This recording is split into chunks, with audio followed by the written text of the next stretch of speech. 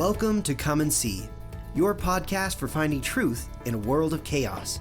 Brought to you by All for Jesus Living Waters Ministry. With host and founder Richard Case and co-host and retreat leader Kathy Ricconi. Join us every weekday at this time to discuss news, spend time in the Word, and receive answers to your personal questions about living life in God's truth. And now your host, Richard Case.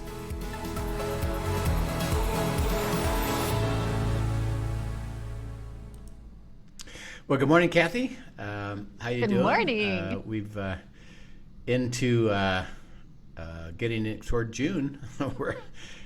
we're May 31. I think this is broadcasting of the covenant, and we talked yesterday about margin.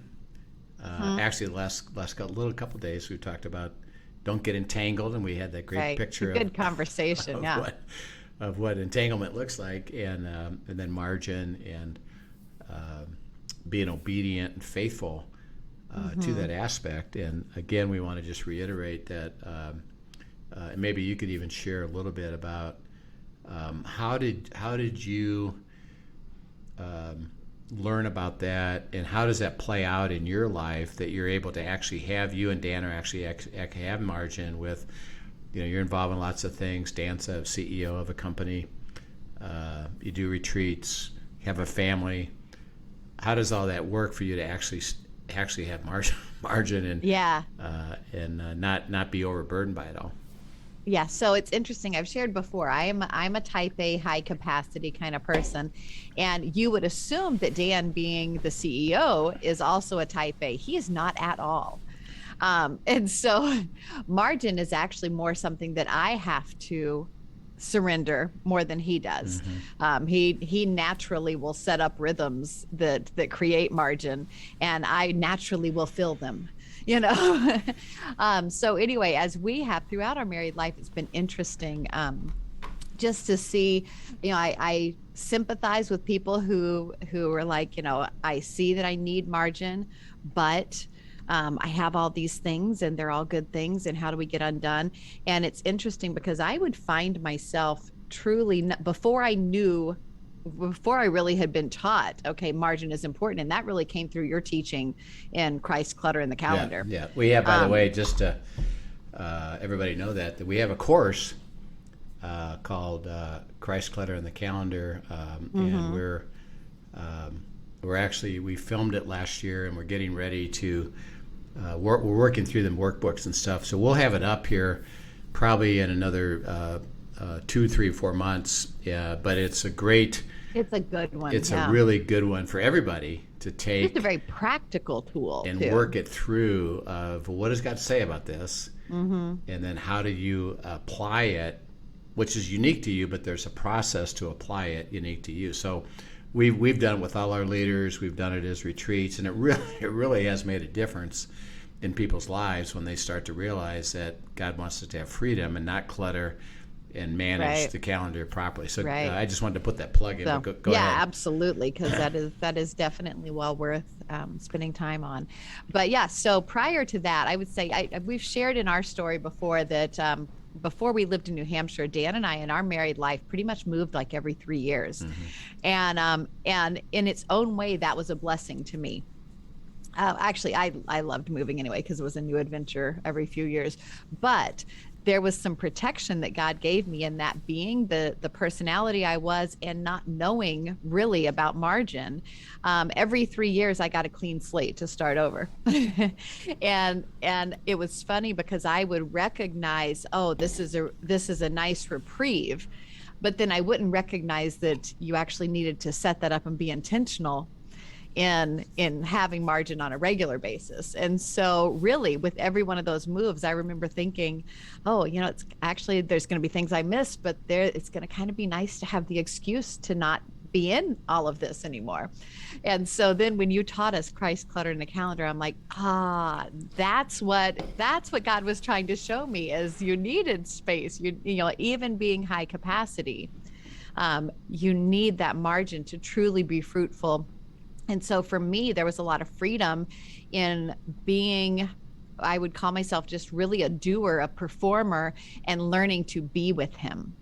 And have space to actually respond to what he was calling more in the moment, being present in the moment instead of being so concerned with what it was I wanted to accomplish or perform.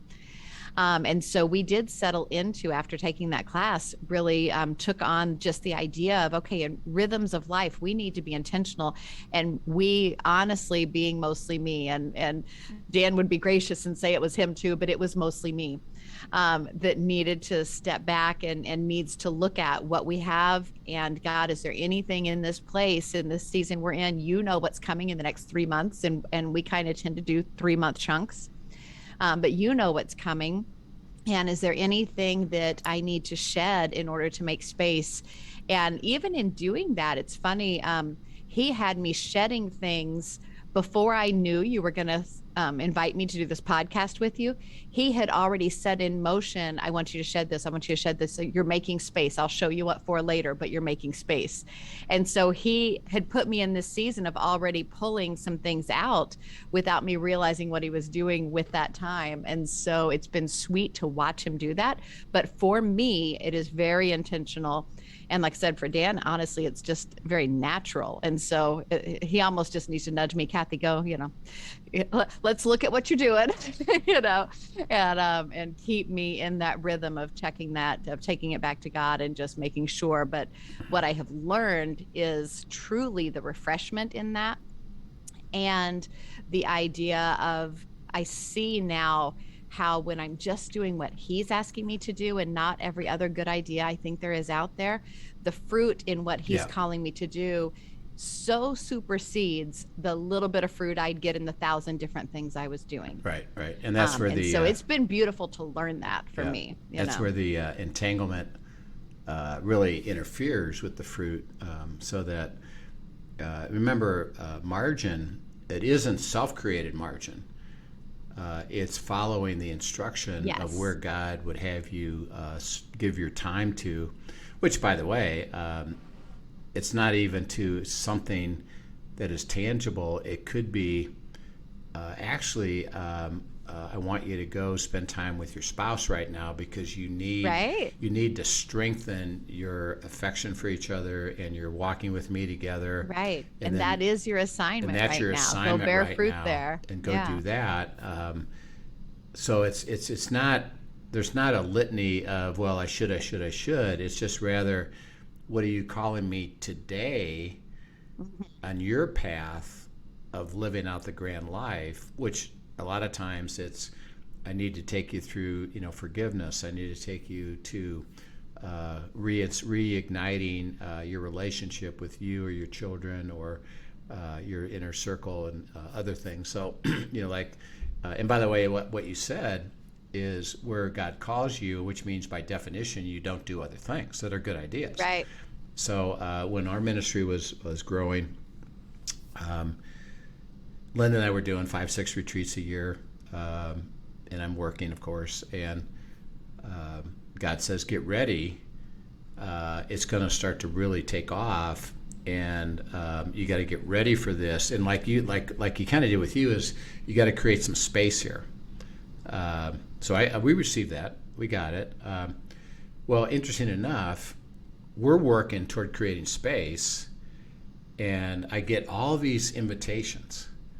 Yes. Isn't that always how it happens? Hey, could you be an elder of the church? Could you head this committee? Could you do this small group thing? Could you do a teaching of family ministry? You teach marriage, so teach that, or go out and speak. And it was literally thing after thing after thing.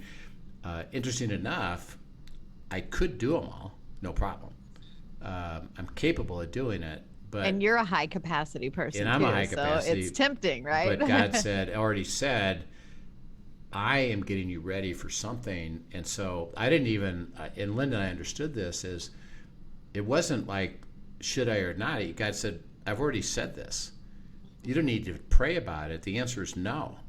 You don't take anything on, because margin is going to be a piece of what you're learning, by the way, to teach other people. Oh. And And you can't teach them if you don't know how, because how it works. in our retreats, it's that, well, Linda and I are in a sweet spot. Well, that takes time and margin and priority. And if you lose it, he said, if you lose that, you've lost everything. Everything was stopped because you have nothing more to say. Right. Okay. So, and then of course it grew. And by the way, one of the things I was doing, which he said, go ahead and continue, is I was teaching 9 times a year with Richard and Henry Blackaby, Experiencing God. And we had written some material together and we're teaching together. And it's, to be part of those big shots. That's fun, right there. That's quite fun, exciting. Because I'm a nobody, and I get to be with them and learn from them, and right. it was really fun to be around them and teach with them. And so we're growing and growing and getting bigger, and we haven't started to have leaders. And I'm evaluating, Linda and I evaluating, okay, what would you have us do next to create the space for what you are going to do with the fruit? And you've given us the Living Waters ministry. And God actually said to Linda, and he was kind of saying it to me, but he said to Linda, Rich, maybe you should consider stop doing that 9 times a year. And it's like, well, yeah, but that's Henry Blackaby. How do I say no to that? And they need me, which I discovered they didn't, by the way. And so we went and prayed about that, and God said, yep, that's what I'm calling you to do. I'm calling you to end that. And I remember, when he prunes, it's not, well, I'll do a little bit less and I'll still plant it in the ground. He said, no, I'm telling you, I'm cutting it off. Right. And you got to end it. Now, you don't end your relationship, so I'm still friends with them and we still have joy together, but I'm ending that activity and I'm burning it. You're done. Okay. Okay. So we were willing to do that, and then it goes to that next level. Now it happens, and now you got to build leadership, and then you're going to do different things, and so it's a constant process of the things that you're bearing fruit with, by definition, are growing, and because you find what we call your sweet spot, and everything kind of syncs up, and you're pleased, you're not stressed, you have space, you have rest. Everything is just a sweetness, including, by the way, your time with God and your time with your spouse and your family, and for us, grandkids. Joy is such an indicator in all of that, right? It's true. Great joy is that, well, as it changes, and like you said, I think you said last time, there's a rhythm to quarters. Every quarter is, keep looking at that. And so we do that every quarter. Okay, now what? And God says, yeah, here's what's happening growing wise. I'm going to have to readjust things. And one thing we've learned is don't sacrifice the absolutes. And the absolutes are, well, Rich, your time with me is kind of absolute. Your time with Linda is kind of absolute, so don't sacrifice that. There's something else. I'll show you what to do, because those things are critical to the life that I've given you. And so it's really interesting about this discussion of margin, and I know you and Dan have that sweet spot, and you work at it constantly. And we work at it. Yeah. And now you understand. I mean, think about this, which you could testify to. The covenant life is fabulous, right? But it's all of that. It's the rest, it's the recreation, it's the sweetness, it's the margin. It's all that life that he's led you into. Would you ever consider giving that up? Oh, goodness, no. Not once you've experienced it, right? How come? Because it is such a joy. Yeah. You see what abundant life is, just living and walking with him and being and enjoying his rest, enjoying his restoration, and enjoying partnering with him and bearing fruit. Yeah. It's all of it. And see, that's what happens with the covenant, is that God redefines it for us. Is that he says, my view of it is all of life is a joy, and all the things you're involved in, particularly when you join me in my assignments, which is a bigger story. I will bring you into that, or have you receive it. Remember, the covenant is I'm going to have you be a blessing. You got to give it away. Well, that takes some time as well. So once you understand the fullness of that and then experience it, you realize, well, then why would I ever want to leave this? Right. While it's changing, by the way, which means I gotta be pruned. I gotta be willing to be Right. pruned, step by step. So this next Right. one, And that starts, I'm just going to say, that starts at his feet. yeah, Period. It's directed by him, and it's making time to spend with him to actually process those things and allow him to do the pruning. It's not even I'm going to prune or you're going to prune. It's we're allowing him to do it. And I reminded me when you were talking of a quote that one of my favorite pastors years ago said, and he said, if you're too busy to spend time with God, you're busier than he intends you to be. yeah. So there's the starting point. Make the time to spend with him, and then tee it up with him and let him show you what needs to be pruned back. Right. But it's got to start at his feet. Yeah, remember, time is abiding in the vine. Yes. So it's not, I do a devotion, I give him my list, Right. here's what I want you to do, I'll see you tomorrow. Right. No, it's connectivity all the time, centered in the Word, centered in your relationship, centered from hearing His voice, and enjoying. It's always, are you enjoying? Yeah. Yeah. And life is going to come from that. By the way, again, we talked about when you stop hearing or you stop enjoying, it's at that moment that everybody ought to say, wait a minute, something's not right here. I got to get back to what does He have for me. Be willing to let Him show you, which He says, well, come on back, I'll show you. Well, this next Absolutely. one that we've talked about is now it's called Ponder the Path of Our Feet, which is, okay, I'm walking with you, and I want to be obedient to that. He said, well, there's a process to that of pondering the path. So we'll look at that. If you go to Proverbs 4:26 and then 5:21, these are two verses to just kind of start us on this discussion. Proverbs 4:26 and 5:21. 4:26 says, ponder the path of your feet and let all your ways be established. And 5:21, for the ways of man are before the eyes of the Lord, and he ponders all his paths. Yeah. Well, first of all, he says you're pondering the path. Mm-hmm. Okay, so by definition, what does that imply? If you're pondering the path, Well, that you're on the path Get and there. you're with him, Yeah, for one that- thing. that you there know? it's a moving, a moving forward, not a just tell me the answer It's a step by step. and I'll go do it. It's ponder the path, which means I have to be on a path, and ideally, or not ideally, really required to have the covenant is whose path do you have to be on? His path. His path, Yeah. which, by the way, as we discussed, is geared toward your path. So it's really cool that this comes together. So it's not a universal path. Well, Right. let's all do what God wants us to do properly. He said, no, I have something unique for you, but it's my path for you. Come and walk with it and ponder it and think of the thing. And he says that pondering, when you think of the word ponder, what does that bring to mind? I think of ruminating, really. Yeah. But to think on and really dig through and analyze and spend time and effort actually processing. Yeah. know. And the Hebrew word there underneath it all is bring the proper weight and make sure that things are in balance and sync up, using, in a sense, a typical balance. And at that time, it was it would be these two trays on the fulcrum, and you'd put something on one side, and then you'd put weights on the other side until they balance, and then you say, okay, that weighs that much. Right. Or that's how much money that's worth. And so when it says ponder, it's play with until it gets like settled. Ooh, there it is.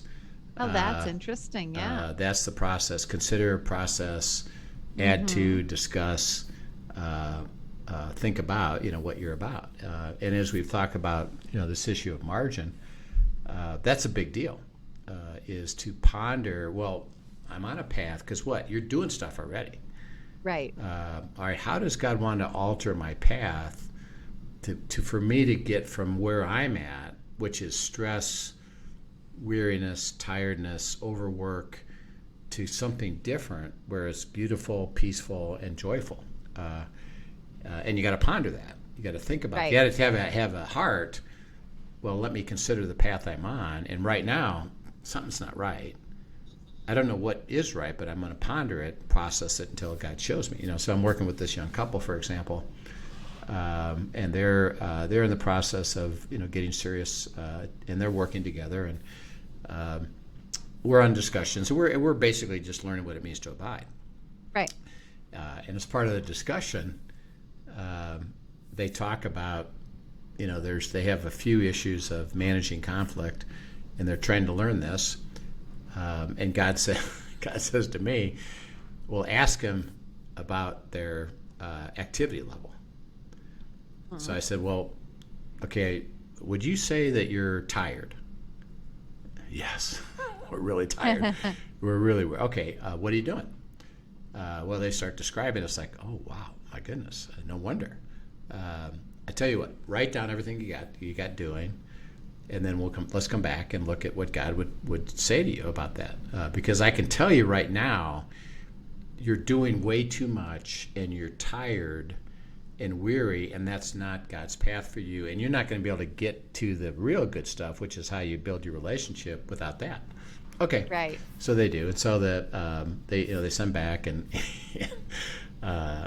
this one young lady, she's got this whole list, and she's full-time work, full-time student, worship team leader, 5 Bible studies, moving to a new location. It's like, that ain't going to work.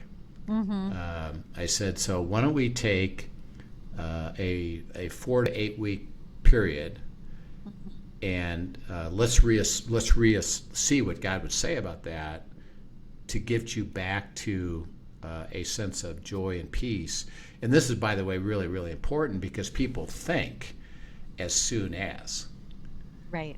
When I get through school, it'll be better.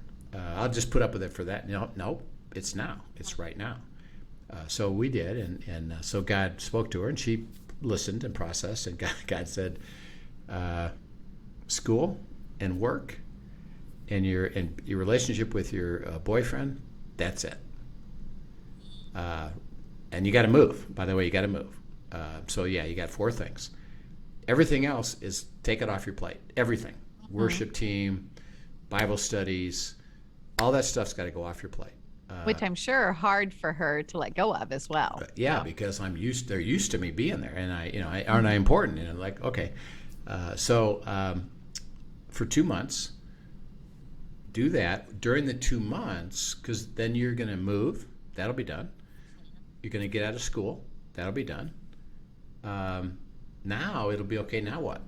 I said, we got to rebuild it by pondering your feet. And by pondering your feet, it's not what you decide to do, it's the path. That's why it says the path.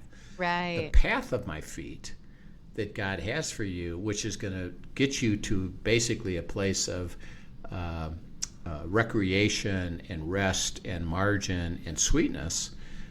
And then I'll show you what to do next. And by getting out of this stuff, let him rebuild it piece by piece by piece, which, by the way, could or could not include the worship team. Maybe. Right. Or maybe in a different way, or maybe not at all. But don't presume anything. Right. Just go. And then, and so she said, okay, hallelujah. Yes. I'm absolutely willing to do this, because I think by her even getting to, you know what, that's what it should look like at the moment, the burden all went off. Right. It's like, right. Oh, yeah, I can do this. I can make this work, and this will take the stress off of me, and then I can go forward from there. And so margin, as you ponder your feet and the path of your feet, one of the big things is, well, what steps does God want you to take on that path? And probably fewer steps than you're doing. You're trying to do too many things, too many paths at once. Right. And you're entangled. So it's really a beautiful thing. Okay, go to the next verse here, and it tells us a little bit about the process. Isaiah 30, 20 to 22. This is really cool about your steps. And it says, "And though the Lord gives you the bread of adversity and the water of affliction, yet your teachers will not be moved into a corner anymore. But your eyes shall see your teachers, your ears shall hear a word behind you saying, 'This is the way, walk in it.' Yeah. Whenever you turn to the right hand or whenever you turn to the left. You will also defile the covering of your images of silver and the ornament of your molded images of gold, and you'll throw them away as an unclean thing, and you will say to them, 'Get away.'" Yeah, we actually talked about this a little bit yeah. a little while ago in terms of that God gave us actually this verse when we were talking about idols. Is, how do you get rid of them? Usually it's, well, go take care of them and then come on back. And God said actually it's the other way around. Right. Is that as you ponder your path, let me direct you by speaking, turn right, turn left. And interesting enough, the voice in this picture, he says it comes from where? Behind you. From behind, yeah. So what he's saying is that our typical view is what we see, evaluate what we see, and then we decide based on what we see. Right. So the path is, to me, I'm going to go this way because I think it's a good way to go. He says, well, I know more than you. Right. Because I know what's around the corner that you can't see. I see what's in the future. There are steps of faith involved. I see the maze that you're going to go down that path. It's going to be a dead end. So don't take that turn. So when he says here, it's that you're paying more attention to what you're hearing than what you're seeing. And you're listening to, is this the path? Take it this way. His job is to communicate that. Yes, do that. Do that. And it's very specific. The path is very specific. Do this, don't do this. And we're listening and processing so that we're not doing it based on our own sight. We're doing it based on what God is saying and how to do it. Like, for example, as I shared with, hey, I want you to end your relationship with teaching with Henry and Richard Blackaby. Well, based on my sight, it's like, well, why would you want me to do that? We're really having fruit together. And isn't this a great thing? And I get the privilege of this, and I get to be part of this. And it's not just the activity for me. It's like, well, look at the fruit that's coming from what we're doing. Don't you want to keep doing that? Right. From what I can see, I think that's still a good thing to do. And God says, well, I know more than you. And I have other things for you to do, and I don't want you to lose the sweetness of your life. So listen, and let me tell you, turn right, not left. Right. Okay. Well, that became more significant than my thought process of what should I do based on what I see. And it was confirmed with Linda, confirmed with other people. Yep, that's what God's saying. You can hear it. Turn right. And as you turn and ponder the steps and take the steps, what does it say? Then you will throw away what? Your idols, other things that you're putting ahead of him. Okay, Now this is really clever, I think, because the path that you're taking is God's path, which means you aren't letting anything get in the way. Right. So that, like in this example that I shared, I could say, well, being with Richard and Henry Blackaby is more important and very important, significantly important. And I could rationalize it away, no problem. Right. Absolutely. So see, when we think of idols, we tend to think of bad things. That's awful. No, it's things that aren't of God at the moment. Right. Or anything that we're putting more value on that than listening to what he's saying to do. Exactly. Period. Exactly. When we've put anything ahead of him, that defines an idol. Period. Yeah. And so, and again, he says you will put it away because you won't have a desire for it anymore. So that as that happened, and I followed that step, and my tendency was to put a little bit that ahead of God, but I followed it. As that happened, I lost that enthusiasm for that, and it didn't become important to me because there was something else of God that says you automatically will cast it out, and it won't be attractive to you anymore, to where you're thinking, well, I wish I would have, or I wish I would have, Right. or I think I made a mistake. He says, no, Right. you're going to see how beautiful this is. And that's why when we define idol, remember, it's anything that is more important than God, even all these great things that we're doing.